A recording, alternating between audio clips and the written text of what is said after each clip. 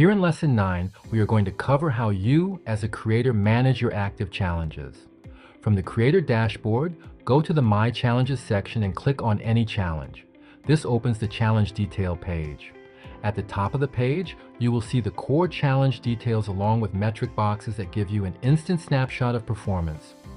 These metric boxes show the number of stages in the challenge, the number of active participants, the completion rate for participants in the challenge, and the entry fee.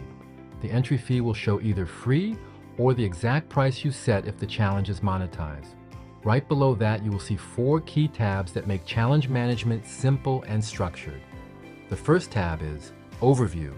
Here you will see all stages in the challenge, along with the description of each stage. You will also see badges that indicate which features are configured for each stage.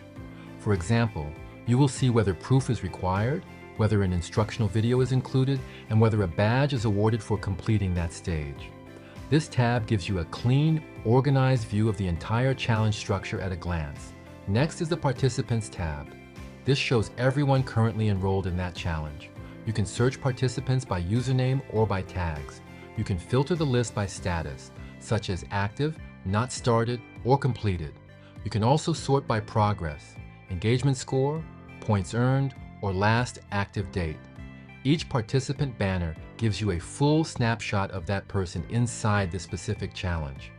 You will see their username, their status, their progress through the challenge, their engagement level, the number of points they have earned, and any tag you assign for quick reference. When you click a participant banner, you open the Participant Details modal. Inside the modal, you get a complete picture of the participant's journey through the challenge. You can see when they joined, how many stages they have completed, and an activity log of proof submissions along with other recent activity.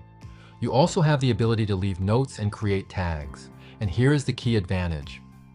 This modal connects directly to the same participant data available in the Global Participants tab, so you can manage someone at the challenge level while still maintaining a complete view of their engagement across all challenges. Next is the Proof Review tab.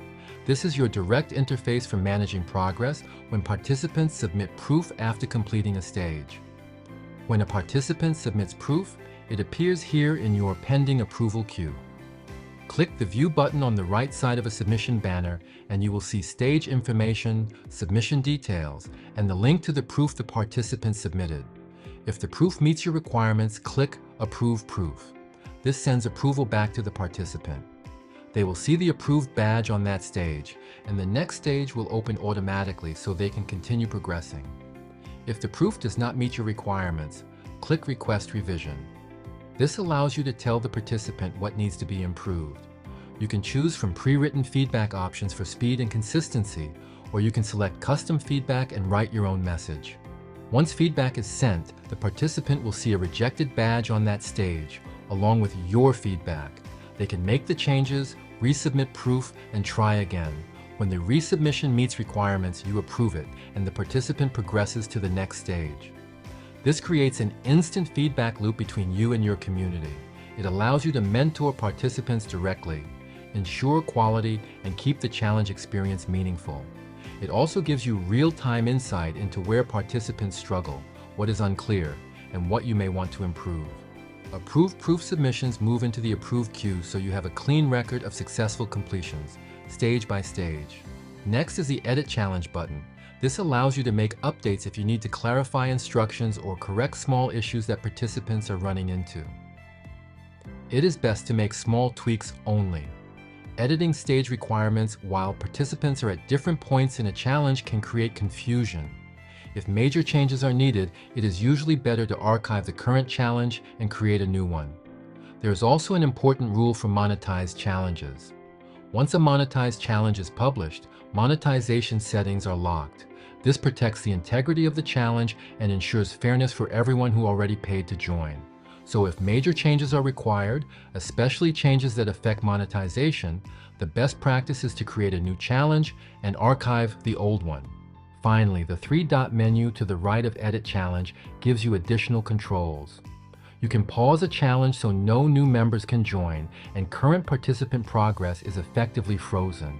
You can also close a challenge to new participants while allowing existing participants to keep progressing and finish the challenge. And if you want to remove a challenge completely from availability, you can archive it. Archiving makes the challenge unavailable immediately, but it remains in your catalog for future reference. The proof-based submission and approval process is a breakthrough concept.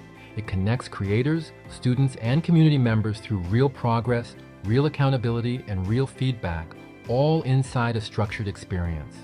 When you immerse yourself in challenge creation and bring your expertise into these challenges, you create something far beyond content. You create transformation, and that is where the experience becomes both rewarding for your community and highly lucrative for you as a creator.